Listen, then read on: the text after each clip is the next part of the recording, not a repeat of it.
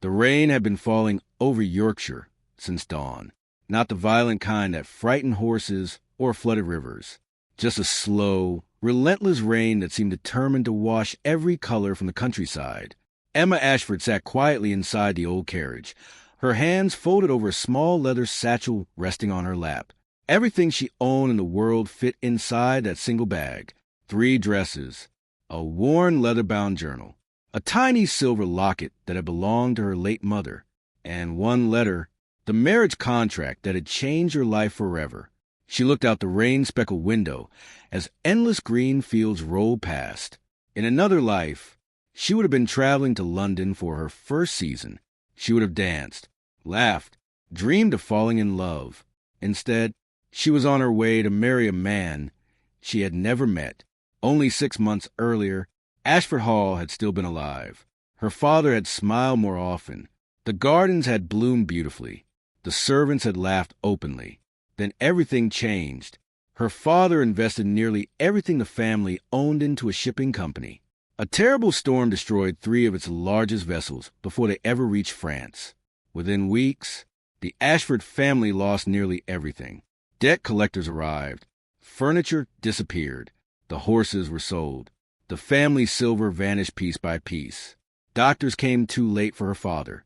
Some people said grief killed him. Others called it exhaustion. Emma never argued. The result was the same. He was gone. Only Emma, her younger twin brothers, and her aging grandmother remained. The estate would soon belong to the bank, unless someone paid the debts. That someone appeared in the form of a sharply dressed London solicitor, Mr. Benedict Holloway. He carried only one proposal. The Duke of Ravensshire required a wife, not for love, not for companionship, simply because the ancient Ravensshire bloodline needed an heir. The Duke had offered enough money to erase every Ashford debt, enough to keep the estate, enough to educate her brothers, enough to allow her grandmother to remain in the only home she had ever known. The price, Emma herself. Her grandmother cried the night the proposal arrived. "You don't have to do this." Emma smiled gently while pouring fresh tea. "If I don't, Thomas and Edward lose everything. They're only 12. They deserve a future." Her grandmother held her hand. "And what about yours?" Emma looked toward the rain outside. "My future can wait." The carriage slowed. The coachman called from outside. "We've arrived, Miss Ashford." Emma took one slow breath, then another. She stepped into the cold Yorkshire rain. Before her stood Ravensshire Castle. It was enormous. Ancient gray stone towers climbed toward the dark clouds. Hundreds of ivy vines wrapped around weathered walls. Massive stained glass windows overlooked endless forests. A lake stretched behind the castle, perfectly still beneath the rain. It looked less like a home, and more like a kingdom that had forgotten joy. The great oak doors opened before she reached them. An elderly butler stepped outside, tall, immaculately dressed, white gloves, silver hair, his expression calm but kind. "Miss Ashford." She nodded politely. "I am." He bowed. "My name is Mr. Whitmore. Welcome to Ravensshire Castle." His voice carried quiet warmth, something she hadn't expected. Inside, the entrance hall stole her breath. Marble floors reflected dozens of crystal chandeliers. Portraits of long-forgotten dukes covered every wall. Massive fireplaces burned despite the summer rain. Everything spoke of unimaginable wealth. Yet, the castle felt strangely empty, almost lonely. As Mr. Whitmore led her deeper inside, she noticed something unusual. No laughter, no music, no conversations, only footsteps. The servants moved carefully, quietly, as though afraid to disturb someone sleeping or grieving. "The Duke is in the West Library," Mr. Whitmore explained. "He requested to meet you immediately." Emma simply nodded. The library doors slowly opened. It was unlike anything she had ever imagined. Towering bookshelves stretched 2 stories high. Dark oak shelves overflowed with thousands of leather-bound books. Rain tapped softly against enormous windows. A fire burned quietly. Standing beside that fire was the man who would soon become her husband. He didn't turn immediately. He continued staring into the flames. One hand rested behind his back. The other held a crystal glass, untouched by drink.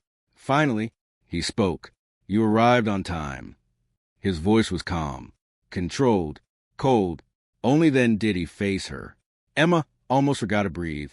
He couldn't have been older than 34. Tall, broad-shouldered, dark hair, gray-blue eyes that looked as though they had forgotten what happiness felt like.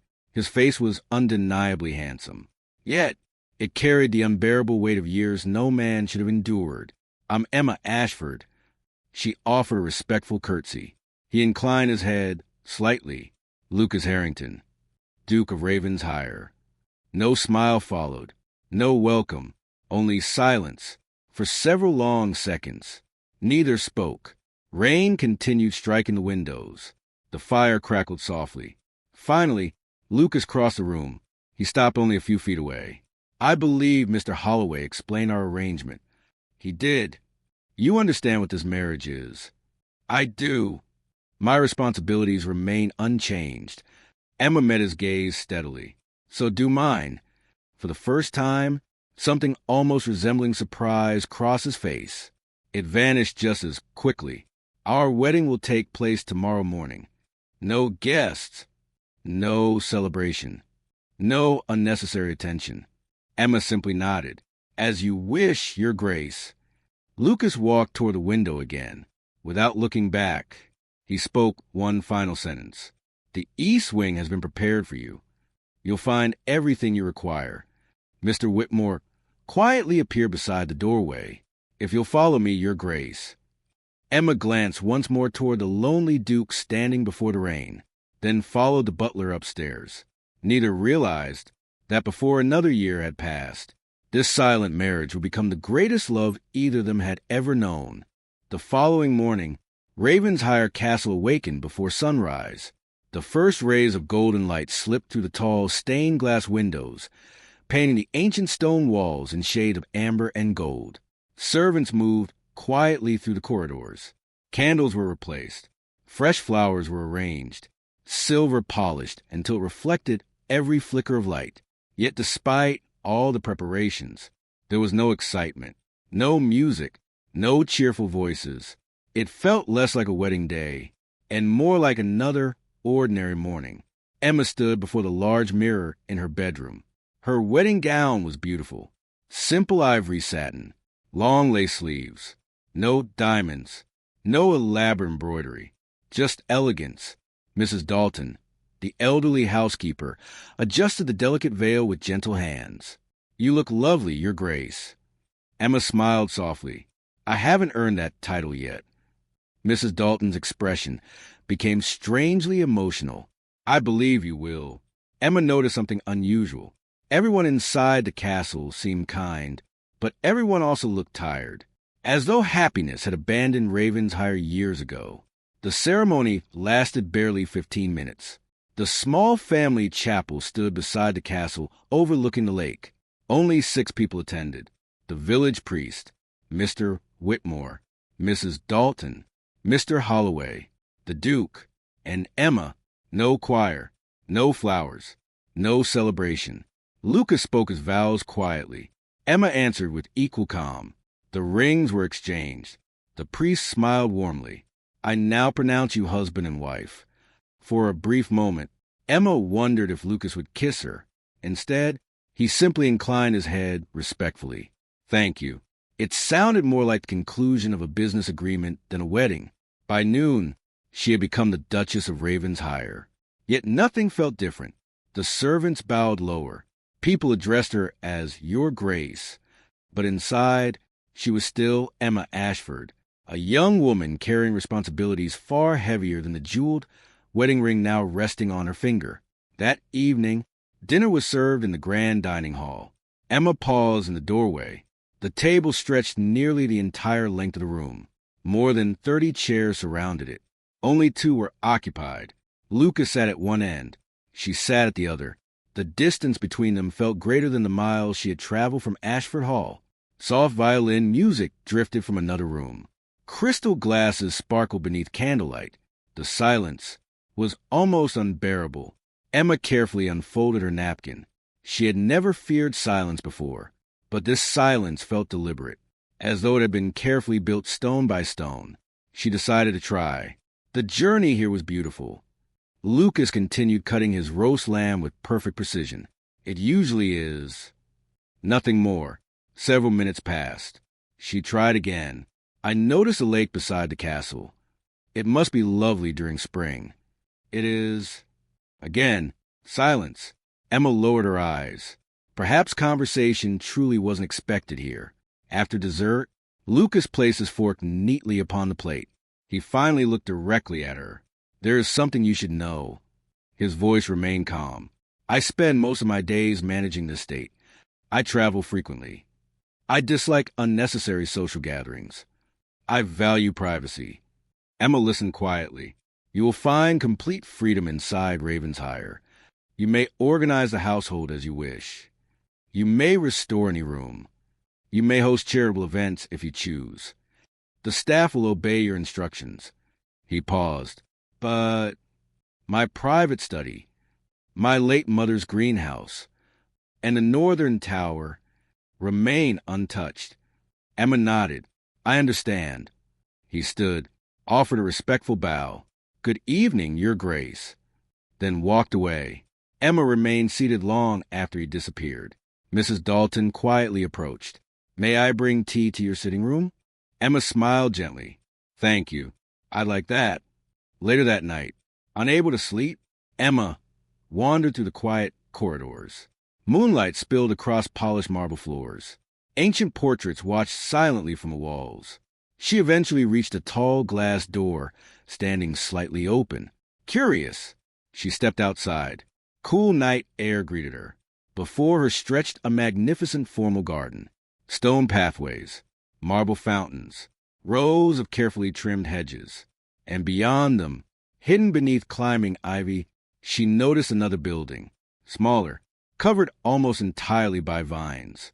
Its glass roof reflected the moonlight, a greenhouse, forgotten, abandoned, almost invisible beneath years of neglect. Emma slowly approached. The old iron gate creaked softly as she pushed it open. Inside, nature had reclaimed everything. Broken flower pots lay scattered across cracked stone floors. Wild roses climbed rusted iron supports. Overgrown vines covered shattered glass panels. Yet, despite the decay, one flower still bloomed, a single white camellia, perfect, untouched, standing proudly in the center of the ruined greenhouse. Emma knelt beside it, gently brushed away fallen leaves, then whispered, "So, you refuse to give up too." She didn't hear the footsteps behind her. Lucas stood silently outside the greenhouse entrance, watching. For several moments, he said nothing. His gray-blue eyes rested on the lonely white flower, then on Emma. Finally, he quietly turned away, without disturbing her, without speaking. For the first time in years, someone had entered the greenhouse, the one place his mother had loved more than anywhere else. And strangely, he wasn't angry. He couldn't understand why. Far above, the castle clock struck midnight.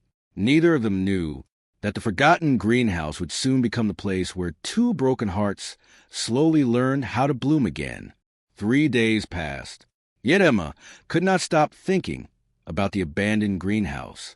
Every morning, after overseeing breakfast with Mrs. Dalton and reviewing the household accounts, she found herself walking toward the eastern gardens. The greenhouse waited exactly as she had left it, silent, broken, forgotten. Somehow, it reminded her of the man who owned Ravensshire Castle, beautiful once, then abandoned by grief. On the 4th morning, Emma arrived carrying only 3 things: a pair of old gardening gloves, a small basket, and determination. She pushed open the rusty iron door. Sunlight filtered through broken glass panels above. Dust danced in the warm air. Birds had built tiny nests beneath the wooden beams. Wild ivy covered nearly every wall. She smiled softly. It isn't beyond saving. For nearly 2 hours, she worked alone. Dead vines disappeared. Broken flower pots were gathered into neat piles. Stone pathways slowly emerged beneath years of moss. Her hands became dirty. Her dress gathered dust. She didn't care. Hard work had never frightened her. She never noticed someone watching from the library window. Lucas Harrington stood motionless. A leather-bound ledger remained open on his desk, but he wasn't reading it. His attention remained fixed upon the woman below. Mr. Whitmore quietly entered. "The tenant reports, Your Grace." Lucas didn't answer immediately. Instead, he asked an unexpected question. "What is she doing?" Mr. Whitmore followed his gaze. "The Duchess?" "Yes. I believe she's cleaning Lady Evelyn's greenhouse." Silence. Lucas looked toward the distant glass building again. "No one has entered that greenhouse in 7 years." Mr. Whitmore nodded. "No, Your Grace. Lady Evelyn, his mother, she had loved flowers more than grand balls. She believed every garden told a story. Every rose remembered kindness. Every seed carried hope. When illness claimed her, the greenhouse died with her." Lucas had ordered its doors closed. No one questioned the decision. That afternoon, Emma discovered something hidden beneath a collapsed wooden bench, an old brass watering can. Its surface had turned green with age. Carefully engraved near the handle were the words, "Where flowers bloom, hope follows." She traced the letters with her fingertips. What a lovely thought. Mrs. Dalton, who had quietly arrived carrying fresh lemonade, smiled sadly. Her Grace had that engraved herself. Emma looked up. The former Duchess? Mrs. Dalton nodded. Lady Evelyn spent nearly every afternoon here, even when she became ill. Emma looked around the greenhouse differently now. It no longer felt abandoned. It felt loved. That evening, dinner unfolded exactly as before. The enormous dining table, the endless silence, Lucas reading his state papers, Emma eating quietly. Halfway through the meal, Lucas unexpectedly spoke. "The greenhouse." Emma looked up. "Yes." His gray eyes remained on the document before him. "It isn't safe. Some beams may collapse. I'll have repairs arranged." Emma blinked. "I appreciate that." A brief silence followed. Then, "So, you don't mind?" For the first time, Lucas actually looked directly at her. "It belonged to my mother. I thought—" His voice faded. He rarely spoke about the past. Emma answered gently, "I'll take good care of it." Something shifted inside him, almost too small to notice. He simply nodded. "I know." The following morning, carpenters arrived. New glass panels, fresh timber, stone masons, garden workers. Everyone had been instructed to restore the greenhouse exactly as it once stood. Emma never asked who had ordered it. She already knew. By week's end, the greenhouse looked entirely different. Broken windows had disappeared. The stone floor had been cleaned. Flower beds were rebuilt. New climbing roses waited beside fresh trellises. Mrs. Dalton laughed quietly. "I haven't seen this place alive since Lady Evelyn." Emma smiled. "Perhaps she'll be pleased." Late that afternoon, rain began falling. Most workers hurried inside. Emma remained beneath the glass roof. Listening, there was something comforting about rain striking glass. Suddenly, the greenhouse door opened. Lucas entered. He removed his gloves, looked around slowly. His expression was impossible to read. Everything was familiar, yet different. The scent of fresh soil, new roses, open windows. It was as though time itself had moved backward. Emma stood quietly beside a wooden work table. "I hope I haven't changed too much." Lucas walked toward an old climbing rose. His fingertips gently touched one fragile branch. "My mother planted this. I remember it was barely this high." His hand rested against the vine. For several long moments, neither spoke. Rain filled the silence. Finally, Lucas asked quietly, "Why this greenhouse? There are larger gardens, more beautiful places." Emma smiled. "Because this one was lonely." He looked at her. "And lonely things deserve another chance." Those words lingered between them, long after they were spoken. That night, Lucas couldn't sleep. For the first time in years, he left his study after midnight. His footsteps carried him toward the greenhouse. Moonlight poured through the restored glass roof. Everything was peaceful. Then he noticed something. A small notebook resting on the wooden workbench. Emma's journal. Perhaps she had forgotten it. He shouldn't have opened it. He knew that. Yet, curiosity won. Only the first page. Nothing more. Written in elegant handwriting were the words. People are surprisingly similar to gardens. Ignore them long enough, and they begin believing they deserve to be forgotten. Lucas closed the journal immediately. His chest tightened. For the first time, he wondered whether those words were about the greenhouse or about him. Outside, the rain finally stopped. Far above Ravensheim Castle, the clouds slowly parted, and for the first time in many years, moonlight reached every corner of the forgotten garden. Autumn settled gently over Ravensheim. The mornings became cooler. Golden leaves drifted across the castle grounds like tiny pieces of sunlight. The greenhouse, once abandoned, had begun to bloom again. White roses climbed the eastern wall. Fresh lavender lined the stone paths. Small orange butterflies danced between newly planted flowers. Even the servants had started calling it something new. Emma always smiled when she heard it. "It isn't mine," she would quietly reply. "It belongs to Ravensheim." One crisp October morning, Mr. Whitmore entered the breakfast room, carrying a silver tray. A cream-colored envelope rested upon it. Its wax seal displayed the royal blue crest of the Harrington family. Lucas opened it without expression. His eyes slowly moved across the page. Then, for the first time that week, he frowned. Emma noticed immediately. "Is something wrong?" Lucas looked toward her. "My aunt, Lady Beatrice Harrington. She'll arrive tomorrow." Emma smiled politely. "Family is always welcome." Lucas didn't answer. Instead, he quietly folded the letter. Mr. Whitmore understood that expression all too well. Lady Beatrice never arrived quietly. The following afternoon, a luxurious black carriage rolled through Ravenshire's front gates. Four magnificent horses pulled it.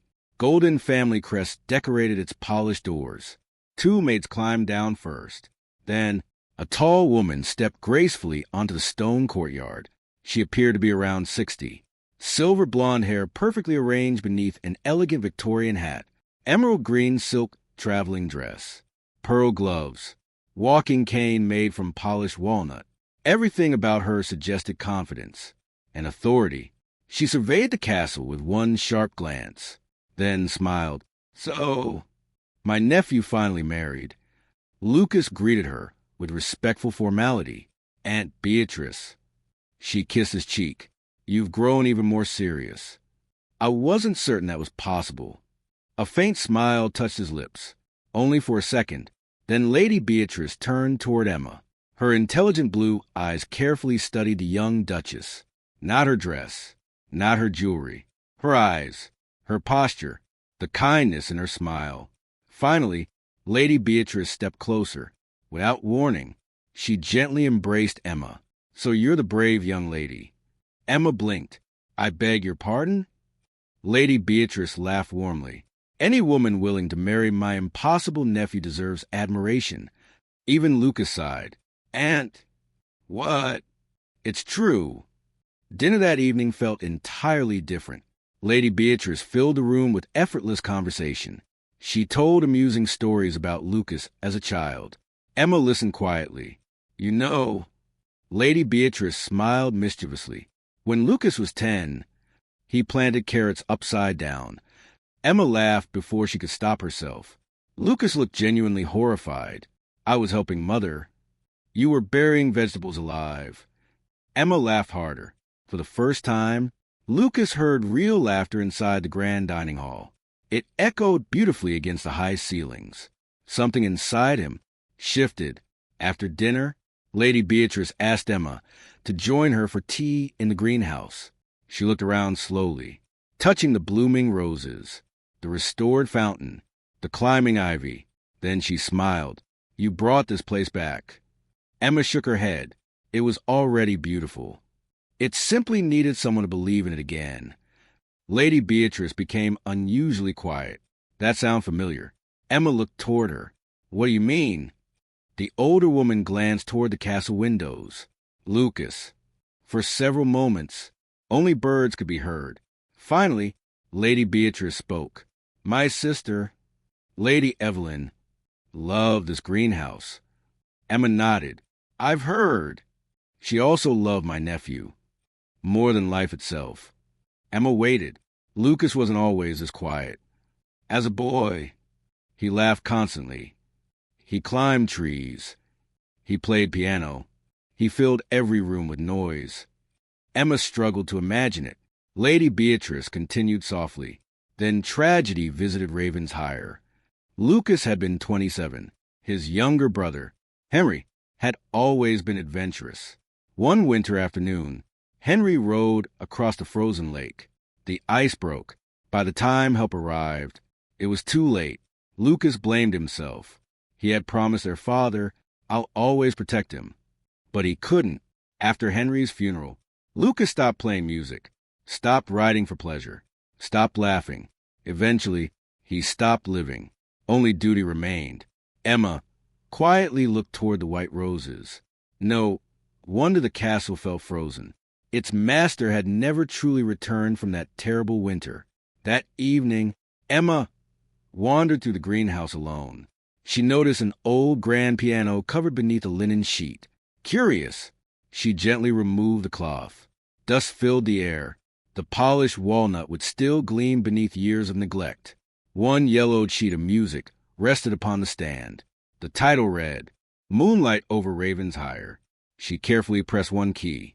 A single clear note echoed softly. Then another. Soon, a gentle melody filled the greenhouse. Not perfect, not loud, simply beautiful. High above, Lucas paused outside his study. Music. He hadn't heard music inside Ravensshire Castle in 7 years. Slowly, almost unconsciously, he followed the sound. When he reached the greenhouse, he stopped at the doorway. Emma hadn't seen him. She sat quietly before the old piano, playing the forgotten melody. Moonlight filtered through the glass ceiling. White roses surrounded her. For one impossible moment, Lucas thought he saw his mother smiling beside the flowers again. His chest tightened. A memory returned. Henry laughing.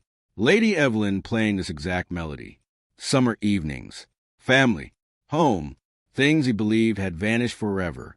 Without realizing it, a single tear escaped his eye. He quickly wiped it away, turned, and silently walked back into the darkness before Emma could notice he had ever been there. Inside the greenhouse, the final notes faded into silence. Emma gently closed the piano lid. She looked around the room. Somehow, it no longer felt lonely. It felt as though someone had finally remembered how to hope. October arrived with brilliant colors. The forest surrounding Ravensshire Castle glowed with crimson, amber, and gold. Every tree seemed painted by an artist who loved autumn more than any other season. Inside the castle, preparations unlike any in years had begun. Servants hurried through every corridor carrying flowers, silver candlesticks, crystal glasses, and polished china. For the first time in nearly 8 years, Ravensshire Castle would host its autumn charity ball. Mrs. Dalton supervised the decorations with unusual excitement. The ballroom hasn't been open since Lady Evelyn's final party. A young maid looked surprised. 8 years. Mrs. Dalton nodded. His Grace never wished to celebrate again. Emma paused. If he dislikes gatherings, why is he allowing this one? Mrs. Dalton smiled knowingly. It wasn't his idea. It was yours. Emma looked confused. I never asked. You didn't. But after seeing the greenhouse, seeing the castle come alive again, the Duke quietly ordered us to prepare. Emma stood silently. Lucas had never mentioned it. That afternoon, Lucas was reviewing estate accounts when Mr. Whitmore entered. The guest list is complete, Your Grace. Lucas barely looked up. Very well. Mr. Whitmore hesitated. There is one more matter. Lucas raised an eyebrow. The Duchess believes several village school teachers should also be invited. They've helped organize a charity auction. Silence. Most noblemen would have refused immediately. Instead, Lucas simply signed another invitation. They'll attend. Mr. Whitmore smiled before quietly leaving. Word spread quickly through Yorkshire. The Duke is holding ball. People could hardly believe it. Some whisper it was because of his new Duchess. Others insisted it was merely political. No one truly knew. The evening finally arrived.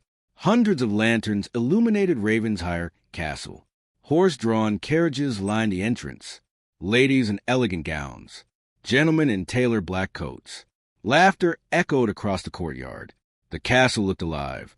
Almost young again. Emma stood before her bedroom mirror. Mrs. Dalton carefully fastened the final button on her gown. It was deep sapphire blue. Tiny silver embroidery traced delicate vines across the sleeves. Lady Beatrice smiled proudly. "My dear, the Duke won't survive this evening." Emma laughed. "I doubt he'll even notice." Lady Beatrice raised one eyebrow. "Oh, I believe you'll be surprised." Downstairs, Lucas waited near the ballroom entrance, dressed in a perfectly tailored black evening coat, white gloves, silver pocket watch. Every guest greeted him. Every conversation sounded the same. Estate matters, politics, London gossip. He answered politely, without interest. Then the grand staircase fell silent. Every guest turned. Emma slowly descended. The sapphire blue gown shimmered beneath the crystal chandelier. Her chestnut hair had been pinned elegantly, leaving a few soft curls framing her face.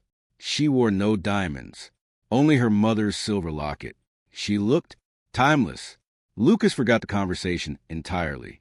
For several seconds, he simply stared. Lady Beatrice leaned closer. "I told you." Emma reached the final step. Lucas stepped forward.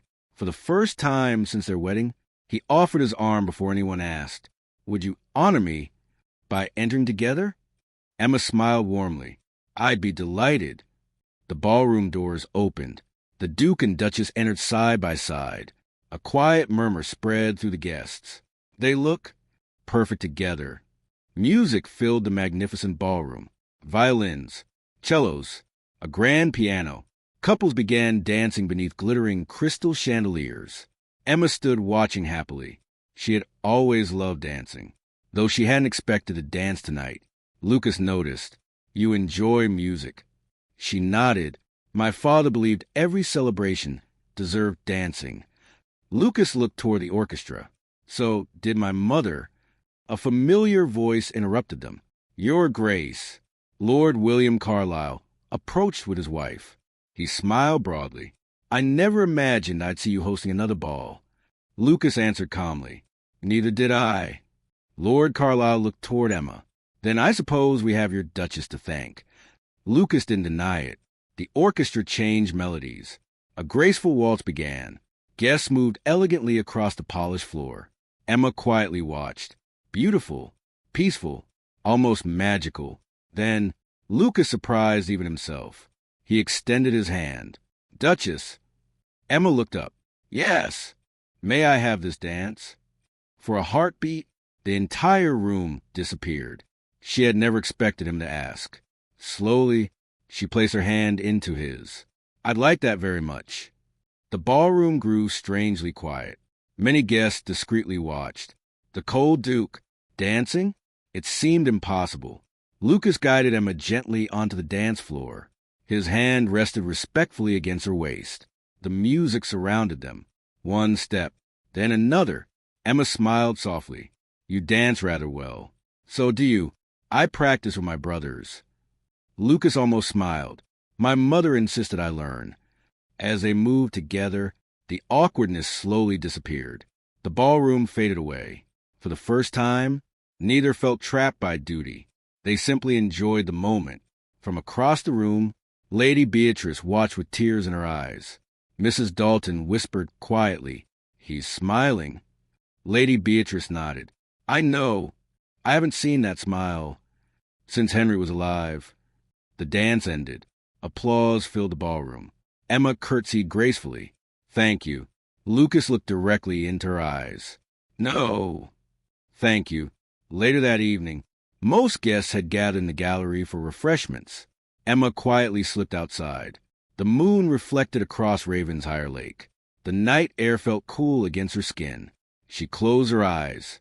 Listening, footsteps approached behind her. She turned. Lucas. For several moments, neither spoke. Finally, he broke the silence. My mother loved this balcony. Emma smiled. I think she would have loved tonight. Lucas looked toward the brightly lit ballroom, then back at Emma. Perhaps.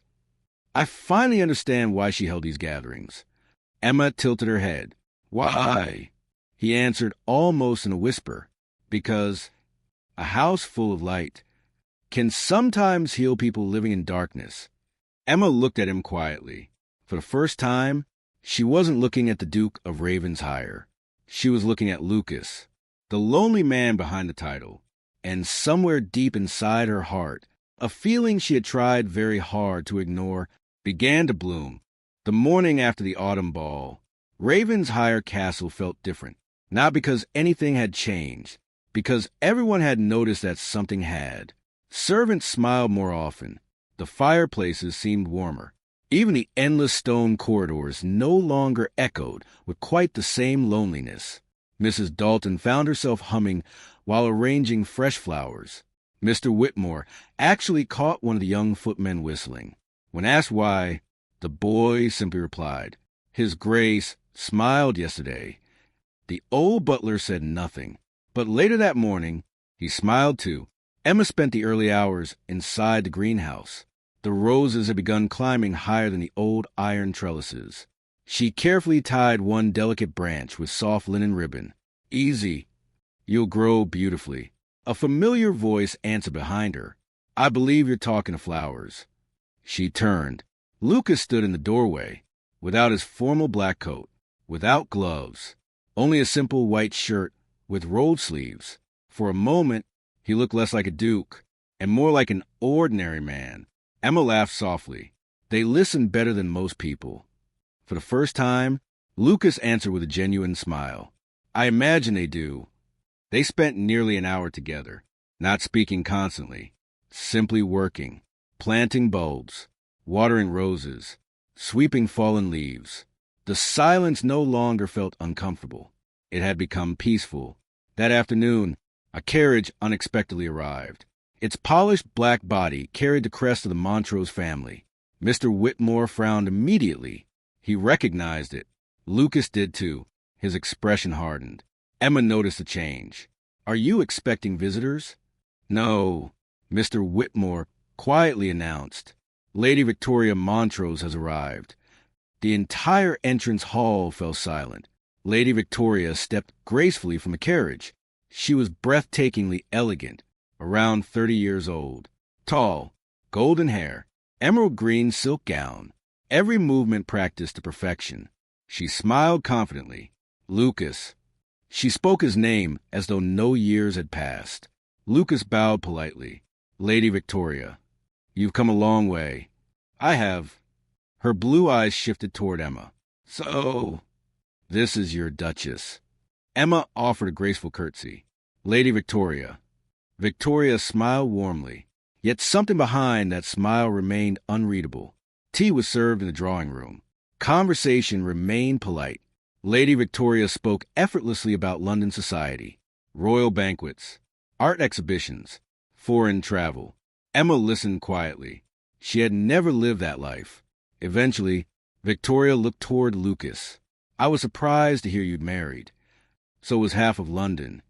Lucas calmly answered, I imagine society recovered quickly. Victoria laughed. You haven't changed. Lady Beatrice, sitting nearby, quietly sipped her tea. She knew otherwise. He had changed, more than he realized. That evening, Emma wandered into the library searching for a gardening book. As she reached the history shelves, she heard voices from the adjoining study. Lucas and Lady Victoria. She hadn't intended to listen, but before she could leave, Victoria quietly asked, Did you ever love me? Silence. Emma froze. Lucas answered slowly, I cared for you. Victoria looked away. But not enough. No. Another silence. Finally, Victoria smiled sadly. I always knew. Emma quietly walked away before hearing anything else. She wasn't hurt. Not exactly. Everyone has a past. She understood that. Yet, something unfamiliar settled inside her heart, a quiet ache. Later that night, rain began falling heavily. Emma stood beneath the greenhouse roof, watching droplets strike the glass. Lucas found her there. "I've been looking for you." She smiled politely. "I needed fresh air." He noticed immediately. Something was wrong. "You seemed troubled." Emma hesitated, then quietly asked, "Were you once engaged to Lady Victoria?" Lucas looked toward the rain. "No. Our families hoped we would marry, but it never happened." Emma waited. "Why?" Lucas answered honestly. "Because I couldn't give her what she deserved. And after Henry died, I couldn't give anyone anything." Emma looked down. "I heard part of your conversation." Lucas sighed softly. "I wondered if you had—" He stepped closer. Not too close. Just enough. Victoria deserves someone who loves society, who enjoys London, who laughs easily. I was never that man." Emma looked at him. "And now—" Lucas remained silent for several moments, then quietly admitted, "I don't know who I am becoming. But—" His eyes met hers. I no longer wish to be the man I was." The rain slowly stopped. Moonlight appeared through the clouds. Emma smiled. "I think that's enough. For now." He looked confused. "What is—" "The truth. You gave me the truth." She gently touched one blooming white rose. Truth grows trust. Lucas had spent years surrounded by polite lies. Business, politics, society. He had almost forgotten how powerful simple honesty could be. The following morning, Lady Victoria requested one final walk before leaving. Emma happily agreed. The two women strolled slowly through the restored greenhouse. Victoria admired every flower, every climbing rose. Finally, she stopped beside the white camellia. "I understand now." Emma looked toward her. "What do you mean?" Victoria smiled gently. "I spent years trying to make Lucas leave his sadness. I failed." She looked around the blooming greenhouse. "You never tried. You simply brought life back." And he followed it. Emma felt her cheeks warm. "I only planted flowers." Victoria shook her head. "No." Before leaving, Victoria approached Lucas beside the front steps. She smiled sincerely. "I came believing I had lost something." Lucas waited. She looked toward Emma standing beside the greenhouse. "I was mistaken. You didn't belong to my future. You belonged to hers." For the first time in many years, Victoria felt completely at peace. She stepped into her carriage. Moments later, it disappeared down the long tree-lined drive. That evening, Lucas stood alone inside the greenhouse. He looked around at the blooming roses, the restored glass roof, the warm lantern light, then toward Emma. She was laughing softly with Mrs. Dalton while arranging fresh flowers. Without realizing it, he smiled again, not because he had forgotten his grief, but because, for the first time, he could imagine a future that wasn't entirely shaped by it. You planted hope. Outside, a cool autumn breeze carried thousands of golden leaves across the gardens. Among the blooming roses, one small white bud slowly began opening. Neither Lucas nor Emma noticed it, but Mrs. Dalton did. She smiled quietly. Lady Evelyn had once said, "The first white bloom always appears when two lonely hearts finally begin to trust each other." Perhaps she had been right. Winter arrived quietly at Ravenshire. The first snowfall covered the castle grounds like a blanket of white silk. Every tree stood perfectly still. Every rooftop sparkled beneath the pale morning sun. The greenhouse remained the only place untouched by winter, warm, alive, filled with blooming roses. Emma smiled every time she stepped inside. It had become her favorite place in the world, though she had no idea it had also become Lucas's. The Duke no longer spent every evening alone in his study. Instead, he often found himself wandering toward the greenhouse after finishing estate business. Sometimes Emma would already be there, reading beside the fireplace, watering flowers, writing quietly in her leather journal. Sometimes they spoke. Sometimes they didn't. Neither seemed to mind. One snowy afternoon, Emma received another letter from Ashford Hall. Her younger brothers had written together. Their handwriting wandered unevenly across the page. Dear Emma, our schoolmaster says we become the best students in the county. Grandmother laughs more now.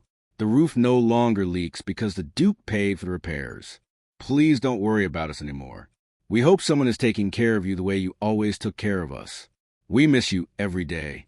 Emma wiped away a quiet tear, not from sadness, from relief. For the first time, her family was safe. That evening, she sat alone inside the greenhouse.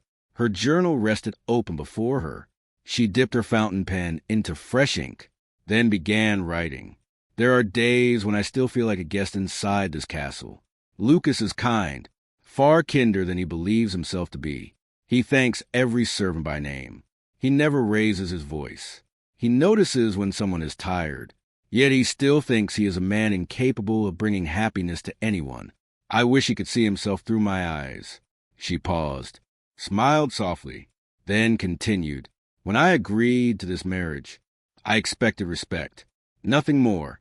Instead, I found a man carrying grief so quietly that the entire castle learned to whisper around him. If I can help him smile again, then every sacrifice I made was worthwhile. She closed the journal, completely unaware that she had forgotten it on the work table once again. Later that night, Lucas entered the greenhouse carrying fresh firewood. He noticed a familiar brown leather journal lying beside the lantern. He intended to return it immediately. Then, a loose page slipped onto the floor. He bent to pick it up. His eyes fell upon only one sentence. I never married a duke for his title. I married a lonely man because no one else seemed willing to stay beside him. Lucas stopped breathing. Slowly, he sat down. The greenhouse was perfectly silent. Snowflakes drifted gently beyond the glass roof. His hands trembled. For 7 years, he had believed every relationship came with conditions, status, duty, advantage. But Emma, she had expected nothing. Not wealth, not affection, not gratitude. Only the chance to protect her family and perhaps help a broken man heal. He carefully closed the journal, exactly where he had found it, without reading another word. Some things deserved privacy, but one page had changed everything. The following morning, Lucas requested breakfast together, not in an enormous dining hall, but inside the smaller morning room overlooking the gardens. Emma arrived surprised. You wish to see me? Lucas stood as she entered, something he had never done before. Please, sit. Tea had already been prepared. Fresh bread, homemade strawberry preserves, warm pastries. It felt comfortable, almost domestic. For several moments, they simply enjoyed breakfast. Then Lucas quietly spoke. I received a letter yesterday. Emma looked up. Oh, from the schoolmaster. She smiled immediately. My brothers, they're doing remarkably well. They earned the highest examination scores in the county. Emma laughed with pure happiness. I knew they could. Lucas watched her. The joy on her face came entirely from someone else's success. She never asked for anything herself. Never. He reached into his coat pocket. I have something for you. Emma looked confused. He handed her a folded document. She carefully opened it, then froze. The deed to Ashford Hall, stamped with the official seal. Paid in full. No remaining debt. Emma looked up in disbelief. I don't understand. Lucas answered quietly. The marriage contract required me to settle your father's debts. I did, but the estate itself, I purchased it. She stared at him. You bought my home? He nodded. Yesterday. Her voice barely escaped. Why? Lucas smiled gently. Because no woman should ever wonder whether she still has a place to return to. Tears filled her eyes. You've already done more than enough. I disagree. Emma stood, walked slowly around the table. Before she fully realized what she was doing, she embraced him. It lasted only a few seconds. Gentle, natural, sincere. Lucas remained completely still. Then, very carefully, he returned the embrace. Neither spoke. Words would have ruined the moment. That afternoon, Lady Beatrice found Mr. Whitmore smiling to himself. What's happened? The old butler looked toward the snow-covered greenhouse. They hugged. Lady Beatrice nearly dropped her teacup. They what? They hugged. She laughed. Well, at this rate, I may finally hear wedding bells. Mr. Whitmore politely cleared his throat. My lady, they're already married. Lady Beatrice burst into laughter. So they are. That evening, the village church bells echoed softly across the valley. Christmas was only a week away. Emma stood beside the greenhouse window, watching the falling snow. Lucas joined her. Without speaking, he draped his warm wool coat over her shoulders. She looked at him. You'll be cold. I'll survive. She smiled. So stubborn. So I've been told. They both laughed. A quiet laugh. Shared. Easy. For the first time, it felt as though Ravenshire Castle wasn't simply becoming a home. It already was. Outside, snow continued falling across the blooming greenhouse. Inside, the white roses remained untouched by winter. Lady Evelyn had once believed that love wasn't something that appeared all at once. It arrived quietly, like the first snowfall, soft enough that you hardly noticed it, until one morning you looked outside and discovered the entire world had changed. Winter slowly released its hold upon Yorkshire. Snow disappeared from the rolling hills. The frozen lake beside Ravensshire Castle shimmered once again beneath the warm spring sun. Birdsong returned to forests. The ancient oak trees awakened with fresh emerald leaves. And inside the greenhouse, every rose Lady Evelyn had once planted bloomed together for the first time in nearly a decade. White, crimson, pink, golden. Emma stood quietly among them. She smiled. It finally happened. Mrs. Dalton nodded happily. Her ladyship always said this garden would bloom again when Ravensshire learned to love. Across the estate, preparations had secretly begun.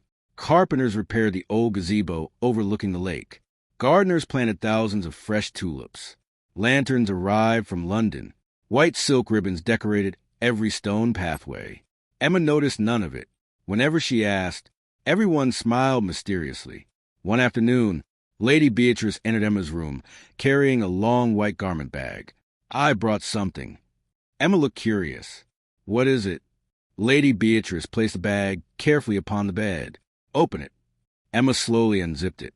Inside hung the most beautiful gown she had ever seen. Ivory silk, handmade French lace, pearl embroidery flowing like climbing roses across the sleeves. A long cathedral veil rested beneath it. Emma stared in complete silence. I don't understand. Lady Beatrice smiled. You will. Meanwhile, Lucas stood inside his father's old study. Mr. Whitmore handed him a small velvet box. Everything is ready, Your Grace. Lucas opened it. A magnificent sapphire engagement ring reflected the afternoon sunlight. It had once belonged to Lady Evelyn. For generations, the women of Ravensshire had worn it. Lucas closed the box gently. I wish Mother could have seen this. Mr. Whitmore smiled softly. I believe she has. The following morning, Lady Beatrice finally revealed the surprise. The wedding. Emma blinked. But we're already married. Lady Beatrice laughed. Legally? Yes. But you've never had the wedding you deserved. Emma looked toward the window.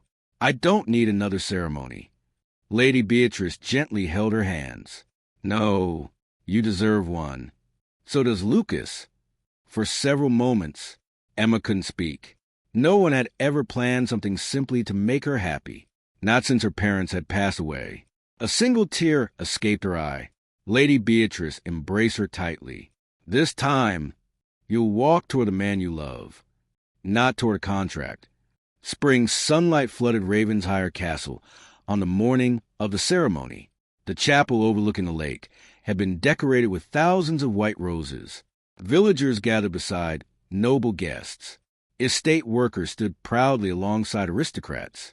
For the first time in Ravensshire history, no distinction separated wealth from kindness. Everyone celebrated together.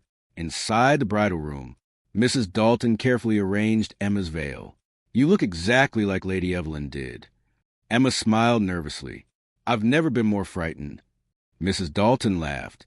"Good. That means your heart is awake." Outside, Lucas waited beneath the ancient oak tree beside the chapel. He wore an elegant black morning coat with an ivory waistcoat. Atlas and Orion sat proudly at his feet, wearing white silk ribbons around their necks. Even they seemed to understand the day was different. Mr. Whitmore quietly approached. "Are you nervous, Your Grace?" Lucas smiled. "For the first time in years." "Yes." The chapel bells began ringing. Everyone stood. The great wooden doors slowly opened. Emma appeared. Every conversation ended instantly. She walked gracefully down the aisle wearing the ivory gown. Sunlight poured through the stained glass windows, surrounding her in warm colors. Lucas forgot to breathe. He had admired her many times. But today, she looked like every hopeful future he had never believed he deserved. When she finally reached him, neither spoke for several seconds. The priest smiled knowingly. "I believe we've kept the bride waiting long enough." Soft laughter filled the chapel. Even Lucas laughed, a quiet, beautiful laugh. The ceremony began. This time, their vows were not written by solicitors, nor required by contracts. They came directly from the heart. Lucas spoke first. "I once believed duty was enough to build a life. I was wrong. You walked into a silent castle, and somehow taught every room how to breathe again. You restored my mother's garden. You protected people you'd only just met. You reminded me that grief is not the end of love. It is simply proof that love once existed." He looked directly into Emma's eyes. "My greatest title has never been Duke. It is becoming your husband. I promise to spend the rest of my life earning that honor." Emma's eyes shimmered with tears. She smiled through them. "When I came to Ravensshire, I believed I was sacrificing my future. Instead, I found my home. You never asked me to become someone else. You simply gave me the space to become myself. You taught me that strength can be gentle, and that broken hearts can bloom again. I promise to choose you every sunrise for the rest of my life." The priest smiled warmly. "Then, by the authority granted to me, I now present the Duke and Duchess of Ravensshire." Lucas gently lifted Emma's veil. He placed one hand against her cheek, then kissed her softly. The chapel erupted into applause. Flower petals filled the air. Atlas barked happily. Orion wagged his tail so enthusiastically that several children burst into laughter. The celebration continued until sunset. Music echoed across the gardens. Children played beside the lake. Villagers danced with noble guests. No one cared about titles, only happiness. Lady Beatrice wiped away happy tears. Mrs. Dalton laughed more than anyone had ever seen. Mr. Whitmore quietly admitted to himself, the castle finally felt alive again. As evening fell, Lucas led Emma toward the greenhouse. Hundreds of lanterns glowed among the blooming roses. The air carried the sweet fragrance of spring flowers. In the center of the greenhouse stood the old brass watering can. Its engraved words still remained. "Where flowers bloom, hope follows." Lucas smiled. "I think Mother was right." Emma slipped her hand into his. "No." She looked around the greenhouse, at the roses, the lanterns, the laughter drifting from the gardens, then back at Lucas. "I think hope was always here. It was simply waiting for someone brave enough to believe in it again." Years later, visitors from across England would travel to Ravensshire to see its famous rose garden. Many believe its beauty came from rare flowers. Others admired the magnificent greenhouse. But the old gardeners always smiled and quietly told the same story. It wasn't the roses that saved Ravensshire. It was kindness, a lonely duke, a courageous young woman, and a promise that love grows slowly, just like the finest roses. Epilogue. Every spring, Emma and Lucas placed a single white rose beneath Lady Evelyn's favorite window. They never forgot the woman whose love had first planted hope in Ravensshire. The greenhouse remained full of laughter. The castle never fell silent again. Atlas and Orion spent many happy years chasing the Duke and Duchess's children through the gardens. And whenever someone asked Emma the secret to a happy marriage, she always smiled and answered, "Love doesn't arrive because two perfect people meet. It arrives when two imperfect hearts decide to heal together